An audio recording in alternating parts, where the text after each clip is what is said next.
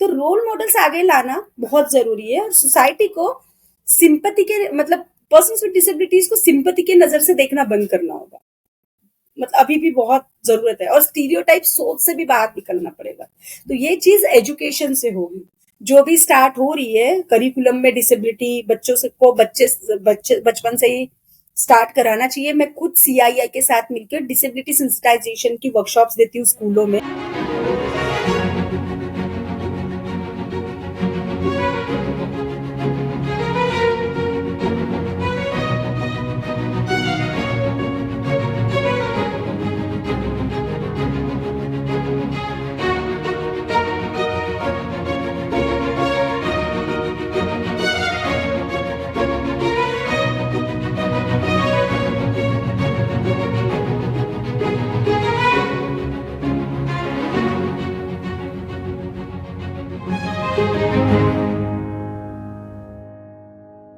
Hello and welcome to Anayata Speaker Series presented by Carnegie India, celebrating stirring stories of empowerment, struggle, and success from women in different fields across the globe.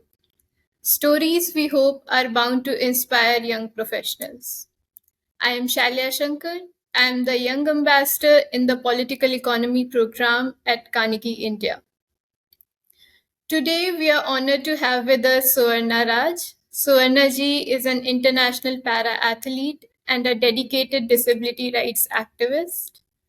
Recently, she has been nominated as the Changemaker finalist for the 2024 edition of United Nations Sustainable Development Goals Award. She is the first disabled woman to receive this nomination. She is also a member of World Assembly of Women with Disabilities and has served as an access auditor in the Accessible India campaign. She also runs Sugamya and serves as the managing director. Her achievements include receiving the prestigious National Award from the President of India in 2014 and the National Youth Award 2014 by the then Home Minister. She has represented India in multiple international events, including the Asia Para Games at Jakarta and Incheon. She has also won various medals at International Indian Open Para Athletics Championship, Para Table Tennis Thailand Open, and Khelo India Para Games. Swarna जी आपका बहुत बहुत स्वागत है। मेरा आपसे पहला सवाल ये है कि हमें अपनी जर्नी के बारे में बताएं। एक एथलीट और एक महिला के रूप में किन प्रमुख अनुभवों ने आप पर प्रभाव डाला है? Thank you शैल्या। मेरी अगर जर्नी ही मैं बताऊँ तो मैं बाय बर्थ डिसेबल्ड नहीं थी। मुझे 2 साल की उम्र में पोलियो हुआ और पोलियो होने के बाद फैमिली की जो मेंटालिटी थी वो बहुत बदल गई। होता है ना कि आपके घर में 4 बच्चे हैं और उसमें से एक को डिसेबिलिटी आ जाए, चाहे वो कोई भी डिसेबिलिटी हो, तो उनके लिए एक तरह का मेंटली बर्डन आ जाता है। और सबसे पहले तो एक विमेन विद डिसेबिलिटी की होने के नाते पेरेंट्स का दिमाग कहाँ गया जब मुझे पोलियो हुआ। ऑब्वियसली उनका सबसे पहला 2 साल की उम्र में उनका दिमाग यहाँ चला गया कि मेरी शादी कैसे होगी। ना उन्होंने पहले शायद एजुकेशन सोचा, ना कुछ क्योंकि मेरी दादी मुझे ये सारी चीज़ें बताती थी। और देखा जाए तो बचपन से नेशनल अवार्ड तक का 2014 तक का सफर थोड़ा थोड़ा नहीं बहुत ज्यादा मुश्किल भी रहा, क्योंकि होता है ना कि एक एबल्ड बॉडी बच्चे को बचपन से ही ये प्रूव करने की जरूरत नहीं होती कि वो कितना होशियार है कितना नहीं है, ये कर पाएगा नहीं कर पाएगा। अगर वो चल फिर रहा है, बोल सुन रहा है, देख रहा है, तो उनको लगता है पेरेंट्स को कि हाँ हमारा बच्चा पढ़ लिख के आगे बढ़ जाएगा। बट एक पर्सन विद डिसेबिलिटी होती है, कोई भी बच्चा चाइल्ड विद डिसेबिलिटी होता है, तो उनके साथ तो पहले से ही वो स्टीरियोटाइप सोच आ जाती है लोगों के दिमाग में कि यार यह कर पाएगी, अब ये पढ़ पाएगी, इसकी शादी हो पाएगी, ये जॉब कर पाएगी। मतलब ये सारी चीजें पहले से ही सोसाइटी इनबिल्ट अपने मेंटालिटी में ले आते हैं। तो मेरा ये था कि मैं एथलीट तो 5th स्टैंडर्ड से हूँ। मतलब जब मुझे पोलियो हुआ, कोशिश करी थी दादा-दादी ने, मम्मी-पापा ने कि हाँ, मैं ठीक हो जाऊँ। मुझे इलेक्ट्रिक शॉक ट्रीटमेंट के दिए गए थे, मेरे ऑपरेशंस हुए हैं बहुत सारे, बट पोलियो कभी ठीक नहीं होता, ये दादा-दादी को नहीं पता था। उन्होंने तो जो अपनी तरफ से वो कर सकते थे, उन्होंने किया। तो उसके बाद मैं एक स्पेशल हॉस्टल में जो चिल्ड्रन विद डिसेबिलिटीज़ के लिए एक होता है, तो उसमें रही हूँ नर्सरी क्लास टू 10th तक। उसके बाद एक चार दीवारी के अंदर आप 10 से 12 साल रहते हो और अचानक आप एक इंक्लूसिव सोसाइटी में आ जाते हो, तो बड़ा मुश्किल होता है सोसाइटी को अडॉप्ट करना अपने लेवल पे। तो पहला एक 6-7 महीने, साल भर मुझे बहुत मुश्किल हुई कि मुझे मैं एकदम अपने जैसे बच्चे को साथ रह रही हूँ और अचानक एक ऐसी सोसाइटी में आ रही हूँ जहाँ सब चलने फिरने वाले, बोलने सुनने देखने वाले लोग थे। बट हाँ, बहुत अच्छा था कि मुझे अपना फ्रेंड सर्कल बहुत अच्छा मिला। उन्होंने मुझे बहुत इनकरेज किया कि नहीं, ये सारी चीज तुम्हारे लिए है। मैं गार्डन जाने से भी हिचकिचाती थी, मैं मूवी जाने से भी हिचकिचाती थी, मुझे अच्छा नहीं लगता था। मुझे हमेशा ये लगता था नहीं, ये मुझे देख रहे, ये मुझे देख रहे। इवन शादी में जाना भी मुझे एक किसी प्रोग्राम में जाना भी ऐसे लगता, बट नहीं, वो चीजें निकलती गई। इवन मैंने अपनी लड़ाई, अपनी जीवन की जो लड़ाई है वो 11th स्टैंडर्ड से स्टार्ट करी एक्सेसिबिलिटी की, जब एक्सेसिबल इंडिया कैंपेन नहीं था। वो लड़ाई ये थी कि जब मुझे 10th के बाद बाहर सोसाइटी में बाहर की सोसाइटी में आना पड़ा, घर से पढ़ाई करनी पड़ी, तो तब क्लास मेरी फर्स्ट फ्लोर पे थी। तो उन्होंने बोल दिया कि आज आप घर से पढ़ो, आपको स्टडी मटेरियल दे देंगे, आप घर से ही पढ़ो। मैंने कहा बहुत साल हो गए घर से और चार दीवारी के अंदर पड़े हुए, अब मुझे स्कूल कॉलेज आके ही पढ़ना है। तो वो लड़ाई मैंने जीती। 8-10 दिन लगे स्कूल कॉलेज वालों को समझाने के लिए। फिर उन्होंने मेरी क्लासरूम से शिफ्ट कराई और बहुत सारी चीजें, और ऐसे जितनी भी मैं पढ़ाई करती गई, मुझे उन उन साथ मतलब 1999 से 2007 तक मैंने पढ़ाई करी है। जो 10th के बाद, वो सारी पढ़ाई के लिए मुझे लड़ना पड़ा हमेशा। जितने भी मेरे 2 बैचलर 2 मास्टर्स है, तो मुझे हमेशा इन सब चीजों के लिए लड़ना पड़ा। बट यस, अब एक्सेसिबल इंडिया कैंपेन ने अभी थोड़ा सा इजी कर दिया है लड़ाई। सुवर्णा जी, आपने बताया कि आप क्लास 5th में थी, तब से आप एक एथलीट हैं। आपको इस फील्ड में करियर बनाने की प्रेरणा कहाँ से आई और इस यात्रा में आपको किन लोगों ने प्रेरित किया? सच कहूँ तो 5th क्लास में जब थी, तो हॉस्टल वाले जो थे, जब हम जहाँ रहते थे, तो हॉस्टल वालों ने हमें हर चीज में एक्टिव रखा, लाइक स्पोर्ट्स में, कल्चरल एक्टिविटीज में। और तब नेशनल मेडल, स्टेट मेडल कुछ नहीं समझ में आता था। हमें इतना पता था कि हमें कोई हीरो हीरोइन मेडल पहना रहे, बस इतना पता था। तो हॉस्टल वालों ने हमें इन सब चीजों के लिए पुश किया। और मैं तब से ही मतलब मेरा पहला ही नेशनल मेडल 5th क्लास का है, जो शेखर सुमन और भाग्यश्री ने पहनाया था। बट उसकी वैल्यू आज समझ में आती है कि वो मेडल कितना जरूरी था उस वक्त। तो और प्रेरणा तो मतलब हॉस्टल के जो हमारी दीदी लोग थी, जो हमारे टीचर्स थे, उन लोगों ने हमें इन सब चीजों में डाला, और वहां से ये शुरुआत हुई जो आज तक खत्म नहीं हुई है।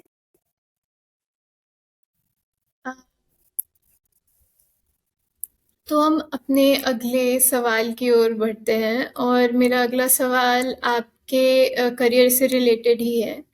एक पैरा एथलीट के रूप में आपको किन चुनौतियों का सामना करना पड़ा और आपके मुताबिक हमें करंट सिस्टम में किन कमियों पर ध्यान देने की ज़रूरत है और इन कमियों के लिए आप क्या बदलावों का सुझाव देंगी? पैरा एथलीट में एक सबसे बड़ा जो मुद्दा, या जो सबसे बड़ा स्ट्रगल है, सबसे पहली तो अभी भी स्टिल हमारे पास एक्सेसिबल इंडिया कैंपेन होने के बाद भी अभी तक हमारे पास accessible roads, accessible transport, accessible stadiums, accessible washrooms नहीं है। या और हर चीज ना, पैरा एथलीट्स में या पैरालंपिक्स में हर चीज डबल हो जाती है, स्ट्रगल डबल हो जाता है। लाइक मैं एक एग्जांपल देती हूँ, अगर मैं व्हीलचेयर यूजर हूँ और मेरे जो स्पोर्ट्स है वो सिटिंग थ्रोज है, कि मेरे को सिट एक व्हीलचेयर पे मुझे टाई अप कर दिया जाएगा और मुझे बांध दिया जाएगा। तो उसलिए क्या होता है ना, कि जितनी बार मैं कोई चीज फेंक रही हूँ या थ्रो कर रही हूँ, तो उतनी बार मुझे कोई वो लाके देगा। तो उसके लिए एक असिस्टेंट जरूरी है, जो हमारे पास अभी अभी भी इंडिया में एक जैसे बाकी कंट्रीज में ना, कुछ कंट्रीज में पीए सर्विस है, पर्सनल असिस्टेंट सर्विस, जिसको वहां की गवर्नमेंट पैसा देती है उस एस्कॉर्ट को। बट इंडिया में अभी भी ये सर्विस नहीं है। ठीक है, तो वो सर्विस हमारे इंडिया में होनी चाहिए, क्योंकि उसके लिए हमें अलग से पे करना है। सेकेंड थिंग, मुझे अगर घर से स्टेडियम तक जाना है, घर से जिम तक जाना है, या तो मुझे कैब करनी पड़ेगी, या तो मुझे किसी पे डिपेंड रहना पड़ेगा, बिकॉज रोड और ट्रांसपोर्ट अभी भी इतना एक्सेसिबल नहीं है, और है तो लोग सेंसिटाइज नहीं है। जहाँ जबकि एक एग्जांपल ट्रांसपोर्ट का, दिल्ली की कुछ बसेस एक्सेसिबल है, जो 2010 में हमारे यहाँ कॉमनवेल्थ गेम्स हुए थे, तो उन्होंने एक्सेसिबल बसेस बनाई थी। बट क्या उन एक्सेसिबल बसेस में आज तक किसी ने रैंप खोल के दिया है किसी व्हीलचेयर यूजर को? नहीं।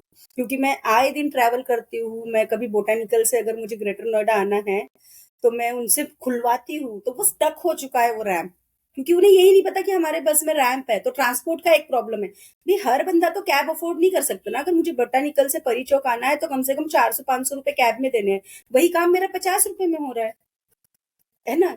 तो स्टेडियम्स का, ट्रांसपोर्टेशन का अभी भी बहुत इशू है हमारे उसमें, जिसको अभी भी सॉल्व करना जरूरी है। फिर सेकंड लास्ट थिंग, अभी भी पैरा स्पोर्ट्स में क्वालिफाइड, मतलब जो बिल्कुल ही मुझे लगता है कि उनको पूरा नॉलेज होना चाहिए पैरा स्पोर्ट्स का, ऐसे कोचेस की कमी है, बहुत कमी है। क्योंकि 2 दिन का मेरा वर्कशॉप चल रहा था, मैं आज उस वर्कशॉप को ही करके आई हूँ कि स्पोर्ट्स इंजुरीज प्रिवेंशन का, आपको कैसे प्रिवेंट करना है आपकी इंजुरी को। तो अब जैसे आज मैंने उनसे यही बोला कि आप हमें ये बताइए ना कि डिसेबिलिटी तो एक डाइवर्स कम्युनिटी, मतलब वहां पे इतनी प्रॉब्लम्स है, मतलब व्हीलचेयर के भी कम से कम 12-15 कैटेगरीज है, सिर्फ व्हीलचेयर की खेलने की। तो हर व्हीलचेयर यूजर को अलग ट्रीट करना पड़ेगा, अलग ट्रेनिंग देनी पड़ेगी। क्योंकि मैं पोलियो विद स्कोलियोसिस केस हूँ, मेरे साथ जो खेल रहे हैं वो सिर्फ स्पाइनल केस है, मेरे साथ एक बंदा और खेल रहा है वो सीपी केस है। तो हर किसी की नीड अलग, एक्सरसाइज करने का तरीका अलग। तो कितने लोग हैं या कितने फिजियोथेरेपिस्ट है इंडिया में जो पैरा प्लेयर्स को अच्छे से अच्छे थेरेपी देना जानते हैं, या अच्छे से अच्छे राइट और करेक्ट एक्टिविटी कराना जानते हैं। ये भी अभी भी कमी है, क्योंकि अभी भी अगर मैं मेरा एग्जांपल दूंगी, तो मुझे डॉक्टर ने बिल्कुल मना किया कि मैं बैठ के हेवी एक्सरसाइज नहीं कर सकती, क्योंकि स्कोलियोसिस और ज्यादा डेवलप होगा, या तो उसको रोकना पड़ेगा। तो मुझे ज्यादातर एक्सरसाइज ऐसी देखनी है जिसमें मेरे पीठ पे ज्यादा प्रेशर ना पड़े। तो ये सारी चीजें हमें सीखनी पड़ेगी। हमारे पैरा ओलंपिक्स में जो कोचेस आएंगे, या फिर जो फिजियोथेरेपिस्ट आएंगे, खैर कोचेस तो नहीं पर एटलीस्ट फिजियोथेरेपिस्ट, उनको इन सब चीजों का तोड़ निकालना पड़ेगा। और आज यही चीज मैं अपने वर्कशॉप में भी बोली हूँ कि कहा इस चीज का तोड़ कैसे निकाला जाए। जी। जी, मैं आपसे बिल्कुल एग्री करती हूँ। आपने डिसेबिलिटी फ्रेंडली इंफ्रास्ट्रक्चर की बात की। यस। आप अंतर्राष्ट्रीय मंच पर भारत का प्रतिनिधित्व करते हुए कई देश गई हैं, और आप इंडिया में भी एक्सेसिबिलिटी ऑडिट में शामिल हुई हैं। आपने भारत में और विदेशों में इंफ्रास्ट्रक्चर, डिसेबिलिटी फ्रेंडली इंफ्रास्ट्रक्चर से रिलेटेड क्या सामान्यताएं और क्या अंतर देखे हैं? एक एग्जाम्पल बताती हूँ, उसी से सब क्लियर हो जाएगा। अभी 3 महीने पहले ही मैं यूएस गई हूँ अकेली। मेरे हम्म। पास एक बड़ा जो अटैचीज में जो बड़ा साइज होता है, वो सबसे बड़े अटैची मेरे पास थी। और मैं न्यूयॉर्क में 5 दिन रही हूँ। न्यूयॉर्क से न्यू जर्सी मैं अकेली गई हूँ बाई ट्रेन। और फिर न्यू जर्सी से मैं फिलिडेल्फिया भी घूमी हूँ। मतलब 8 दिन में मैंने इतना घुमा, और वो भी अकेले, विद विद अटैची जिसमें व्हील्स होते हैं। तो मैंने अपने व्हीलचेयर के पीछे उस अटैची को टाई अप कर दिया। तो आप ये सोचिए कि क्या मैं ये इंडिया में कर पाती? बिल्कुल नहीं, बिल्कुल बिकॉज नहीं। वहां जी। का रेलवे सिस्टम ही इतना एक्सेसिबल था कि मुझे किसी की हेल्प ही नहीं लेनी पड़ी कि भाई मुझे आप मेरी अटैची वहां तक ले चलो, मुझे आप इस ट्रेन में चढ़ा देना, उस ट्रेन में। मैंने वो वीडियोस भी बनाए हैं, कि हमारे यहाँ क्या कमी है। अब एक एग्जांपल यूके का, यूके की रेलवेज हमसे भी कई सौ साल पुरानी है। मैं 2019 में यूके गई जब वर्ल्ड कप था।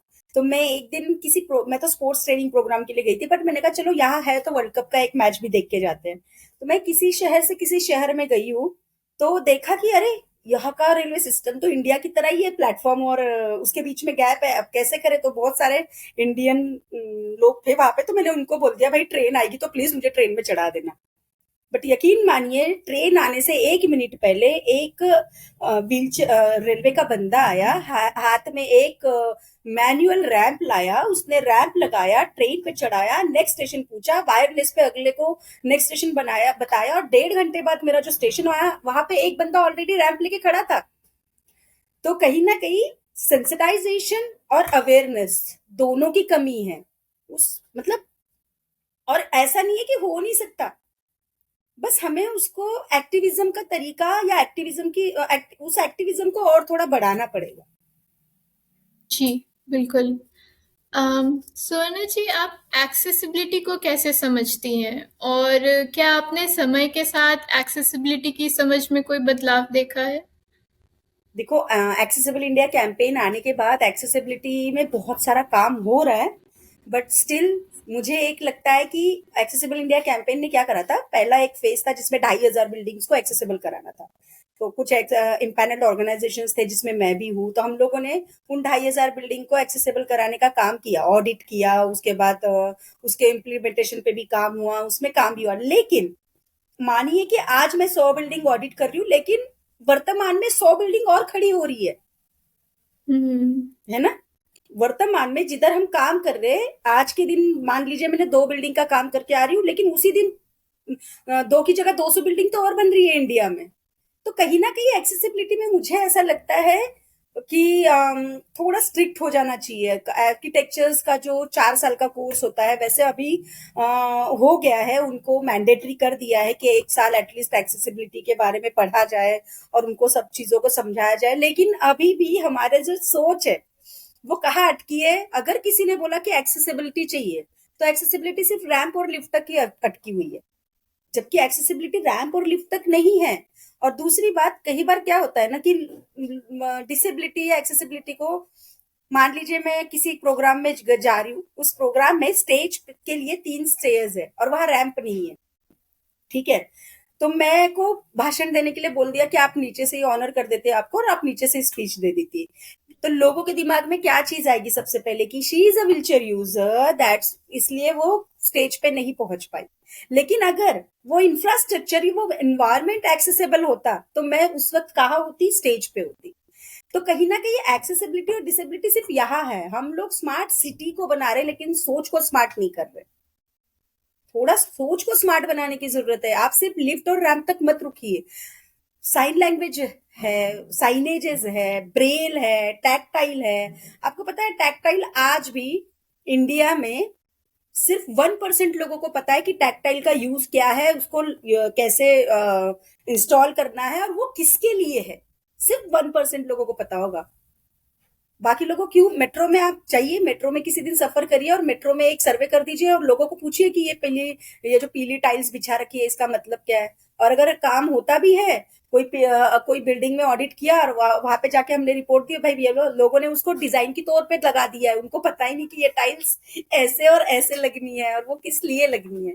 तो एवरीथिंग इज सिंसिटाइजेशन, अवेयरनेस और लैक ऑफ नॉलेज, इसकी वजह से है। ये आपने जो कहा है, इससे मेरे दिमाग में जो अगला सवाल आता है वो ये है कि भारत में अभी भी डिसेबिलिटी एक संवेदनशील मुद्दा है।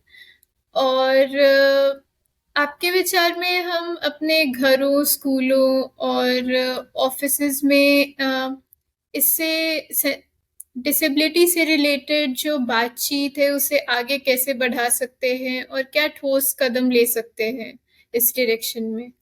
मैंने कहा ना, एडवोकेसी अभी भी। हम्म। और मैं ये कहती हूँ कि डिसेबिलिटी सेक्टर में जरूरी नहीं है कि डिसेबल पर्सन में डिसेबिलिटी उस चीज के लिए लड़े।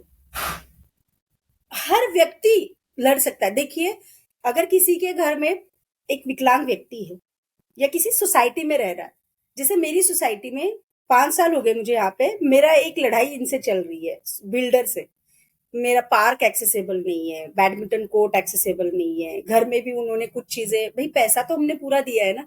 और अब तो आरपीडब्ल्यूडी एक्ट और एनबीसी गाइडलाइन कहती है कि इतने परसेंट फ्लैट एक्सेसिबल करा के देने पड़ेंगे, और सोसाइटी का पूरा जो चाहे क्लब हो, गार्डन हो, स्विमिंग पूल एरिया हो, वो सारा एक्सेसिबल करना पड़ेगा।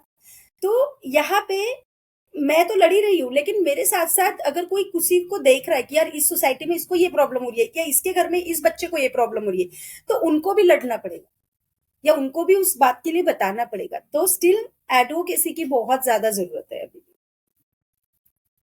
जी, बिल्कुल। जब हम एडवोकेसी की बात करते हैं सुवर्णा जी, तो हम्म। आपने कहा कि ये सिर्फ डिसेबल्ड लोगों का दायित्व नहीं है, सबको इसकी ओर लड़ाई लड़नी पड़ेगी। क्या आपने हम्म। आसपास देखा है, ये अनुभव किया है कि ना सिर्फ डिसेबल्ड पीपल, बल्कि हर कोई इसके तरफ लड़ाई लड़ रहा है या इसकी तरफ कदम उठा रहा है? बहुत कम, बहुत कम। और शैलिया, एक बात बताओ, जी, एक्सेसिबिलिटी की जरूरत सिर्फ पर्सन विद डिसेबिलिटीज को नहीं है। ये दिमाग में आनी चाहिए बात। एक सीनियर सिटीजन को भी एक्सेसिबिलिटी की जरूरत है, एक प्रेग्नेंट विमेन को भी एक्सेसिबिलिटी की जरूरत है। एंड द थर्ड थिंग, सबसे बड़ी थिंग, एक्सीडेंट्स कभी भी बता के नहीं आते, एक्सीडेंट जी, सडनली आते हैं। आपको कब आपकी लाइफ में डिसेबिलिटी आए, चाहे वो टेम्पररी आए, चाहे वो परमानेंट आए, ये आपको नहीं पता। तो और आरपी, जैसे मैंने कहा ना कि सोसाइटी वालों के ऊपर, क्या सोसाइटी वालों को या बिल्डर्स को ये नहीं पता कि आरपीडब्ल्यूडी एक्ट है? या फिर मैं तो बता रही हूँ, मैं तो 5 साल से बता रही हूँ कि भाई अब ये मैंडेटरी है, आप करिए। बट लोग करना नहीं चाहते। प्रॉब्लम इज लोग करना नहीं चाहते।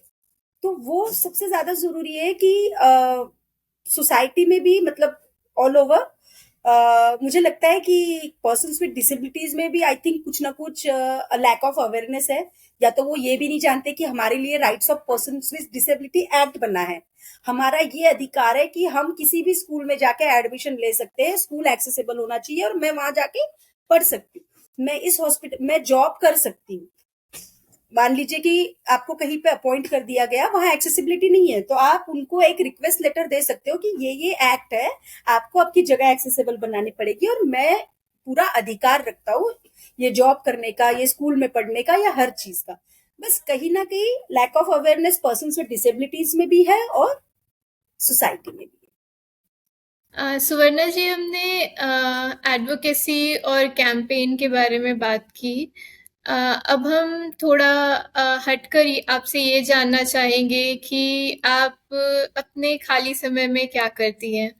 जब आप स्पोर्ट्स नहीं कर रही होती हैं या आप जब एडवोकेसी में इन्वॉल्व नहीं होती हैं, तो सुवर्णा जी क्या करना पसंद करती हैं? सबसे पहली बात तो बहुत कम टाइम मिलता है। और अगर मिलता है तो मुझे मराठी मूवीज देखना बहुत पसंद है। या तो मैं वो करूंगी, या तो मैं अपनी नींद पूरी करूंगी, क्योंकि उन दो चीजों के लिए बहुत कम टाइम मिल पाता है। अ, आपको मूवीज देखना पसंद है और आप मराठी मूवीज देखते हैं। क्या मराठी आपकी नेटिव लैंग्वेज है, यस। मातृभाषा? ओके। आप महाराष्ट्र में पली बड़ी हैं और फिर उसके बाद आप नागपुर में पली बड़ी हैं, जहाँ तक मैं समझ पा रही हाँ, हूँ। मेरी शादी दिल्ली में हो गई 2008 में। Okay, okay. और बचपन से ही आपको मूवीज का शौक रहा? नो, वो तो अभी बचपन से तो नहीं था, क्योंकि हॉस्टल में टीवी वीवी नहीं था, तो 10th स्टैंडर्ड तक तो कुछ पता ही नहीं। और था भी तो, या तो न्यूज चलती थी वो, उसमें और अलाउ नहीं था हमको। बहुत कम, ना के बराबर। संडे को कभी खोल दिया तो उसमें न्यूज चल रही है, मतलब जो हमारे सीनियर मैडम वगैरह होते हैं वो कुछ देख रहे, तो उसी को हमने ज्वाइन कर लिया। तो तब तो नहीं था, लेकिन yes, I love singing. And मतलब मुझे म्यूजिक मैंने म्यूजिक सीखा भी था तब से। अब शादी के बाद मेरा छूट गया, जिसको मैं बाद में कंटिन्यू करूंगी। और सिंगिंग बहुत पसंद है, और खाली टाइम में मराठी मूवीज जो मेरा अब डेवलप हुआ है। मतलब अब, मतलब हो गए 10-15 साल, जब से दिल्ली में शादी हुई है तब से ज्यादा ही डेवलप हो गया वो वाला हॉबी। और हाँ, सोना, सोना मुझे बहुत पसंद है क्योंकि मैं टाइम नहीं निकाल पाती, तो बॉडी को रेस्ट बहुत ज़रूरी होता है क्योंकि मैं सिर्फ एथलीट नहीं हूँ और एथलीट को रिकवरी के लिए रेस्ट बहुत ज़रूरी होता है। तो मुझे जब भी टाइम मिलता है, चाहे मैं गाड़ी में कहीं जा रही हूँ, 2 घंटे का रास्ता है, 1 घंटे का रास्ता है, तो मैं उसमें भी अपनी नींद पूरी कर लेती हूँ या तो घर में टाइम मिल गया तो मैं उसमें नींद पूरी कर लेती हूँ। बाकी बच्चे के साथ मैं अपने बेटे के साथ का कैरम खेलना, कार्ड्स खेलना कभी-कभी वो भी एन्जॉय करती हूँ। जी, बिल्कुल। अ,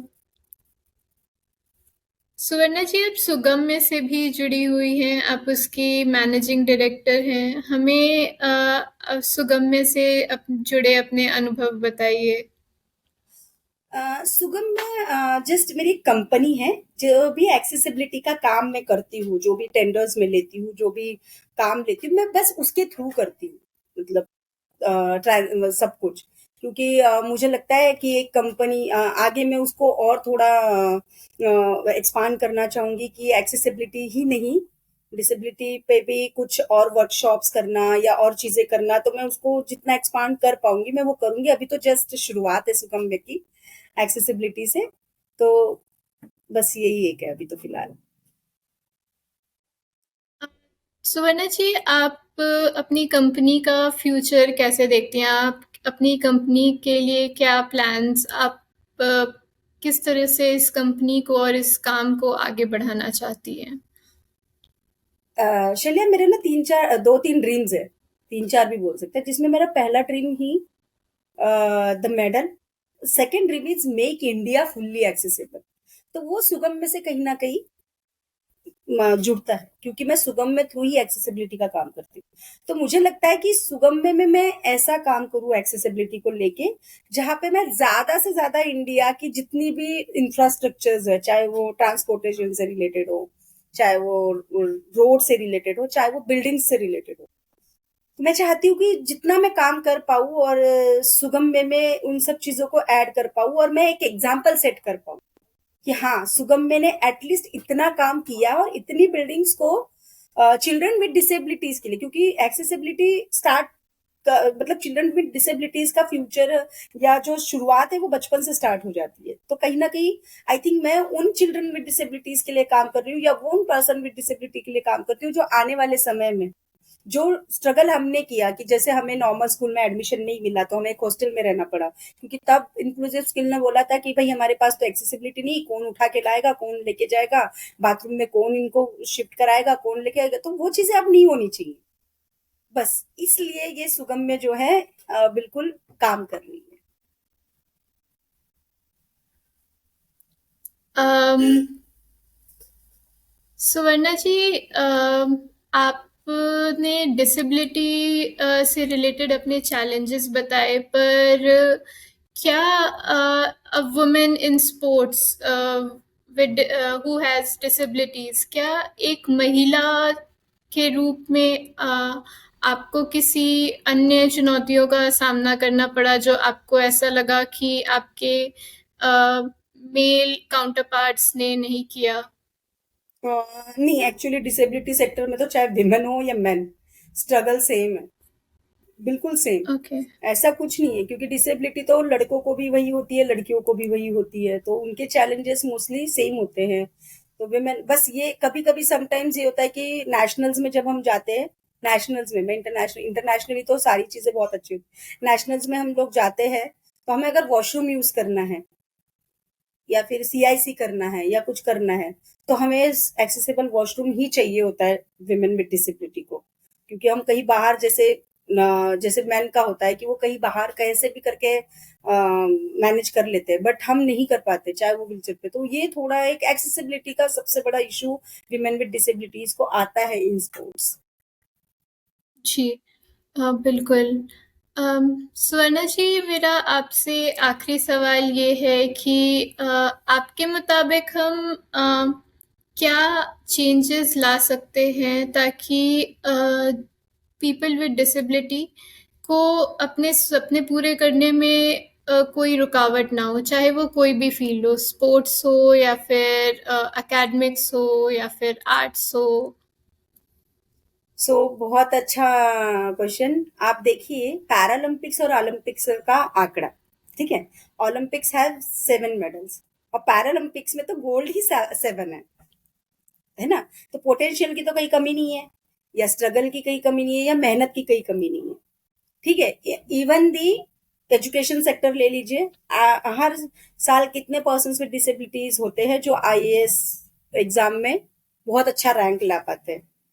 तो मुझे लगता है कि सिर्फ और सिर्फ सोसाइटी को माइंडसेट बदलना जरूरी है, और लोगों को रोल मॉडल्स आगे लाने की जरूरत है इस चुनौतियों को खत्म करने के लिए, क्योंकि अभी भी स्टिल जनगणना में कुछ लोग अपने बच्चों को घर से मतलब बताते ही नहीं नहीं है करते।